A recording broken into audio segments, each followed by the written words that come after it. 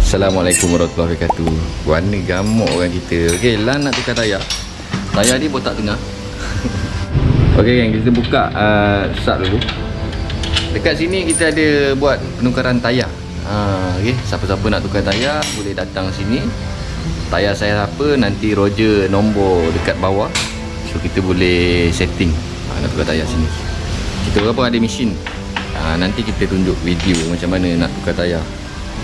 Kita longgarkan sikit nak ni. Lepas tu boleh tolak asap dia. Sebab ni dia tegang ni. Sebab Lan kata tak tegang tak boleh, nak laju. Ya, serius ke? Jangan serius kan, perlu je. Alright okay, jom. Kita proses buka dulu. Toki Cho. Okay, tengok tayar dia 0423. Tayar baru setahun ni, tapi botak tengah. Ni namanya Lan suka tarik laju. Ni suka, oi benang ni lain macam ni. Main dress. Ni mantap ni kalau pecah ni. Nanti kita buka, jom. Mana ni dok?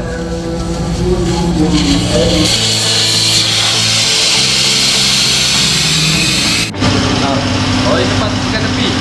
Pegang tak apa. Yang tepi kepik lah.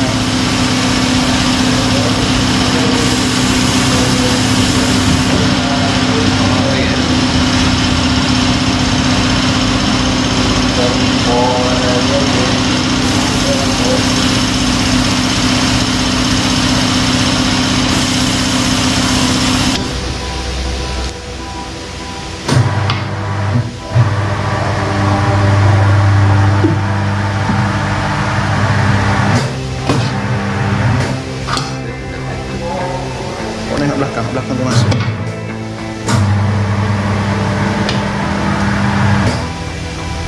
Okey gang, dah selesai buka tu, kita nak tukar tengok tayar dia. Yang ni baru gang. Yang ni kita pakai brand daripada Pirelli. Okey, Pirelli Angler GT 160 60 17. Okey. So bunga dia cantik kan. Ada JT. Nampak? Ada JT. So tayar ni tayar baru lagi. Kalau nak beli tayar pastikan tayar baru lah.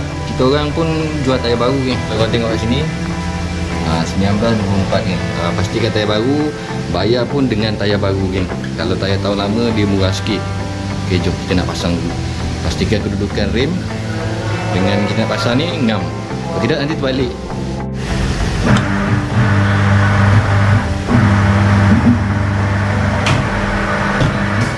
Okey geng, pastikan ni titik ni sama dengan tube. Nampak?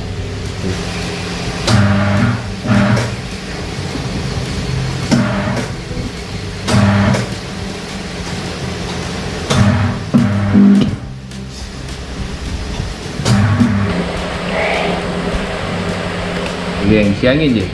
Lepas dia meletup tu, ngam tu. Tapi letaklah ni dia punya sabun supaya senang dia nak membesar. Okey geng, dah masuk sub. Lepas tu Lan dengan kunci. Lan ada senyum lah.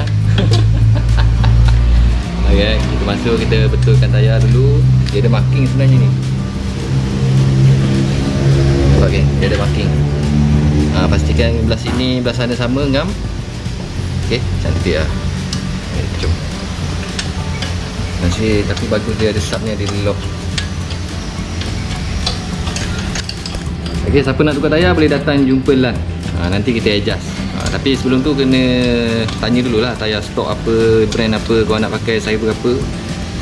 Motor apa tak kisah. Kita orang ada servis perkhidmatan tukar tayar. Alright. Jom.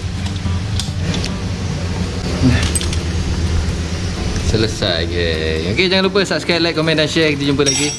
Baiklah tukar tayar lah. Kita pun ada mesin. Padahal geng, tayar motor tu kita tukar geng. Berpeluh sikit geng. Okey, jom jumpa lagi.